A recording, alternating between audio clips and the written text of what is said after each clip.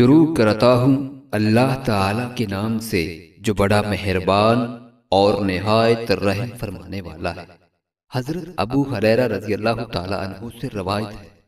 کہ رسول اللہ صلی اللہ علیہ وآلہ وسلم نے فرمایا، لوگو، اللہ تعالی پاک ہے، وہ صرف پاک ہی کو قبول کرتا ہے، اور اس نے اس بارے میں جو حکم اپنے پیغمبروں کو دیا ہے وہیں اپنے سب مومن بندوں کو دیا ہے۔ پیغمبروں کے لیے اس کا ارشاد ہے کہ اے پیغمبروں، تم کھاؤ پاک غذا اور عمل کرو صالح،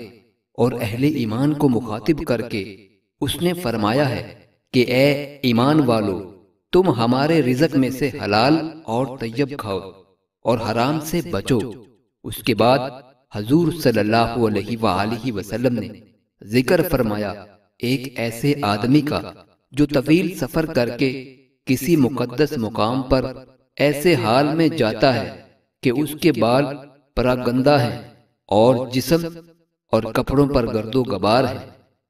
آسمان کی طرف ہاتھ اٹھا اٹھا کے دعا کرتا ہے،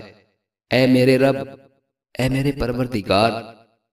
اور حالت یہ ہے کہ اس کا کھانا حرام ہے، اس کا پینا حرام ہے، اس کا لباس حرام ہے، اور حرام غذا سے اس کی نشو و نما ہوئی ہے، تو ایسے آدمی کی دعا کیسے قبول ہوگی؟ حدیث کا مطلب اور پیغام یہ ہے کہ اللہ تعالیٰ مقدس اور پاک ہے، اور وہ اسی صدقہ اور اسی نظر و نیاز کو قبول کرتا ہے جو پاک مال سے ہو۔ آگے فرمایا گیا ہے کہ حرام سے بچنے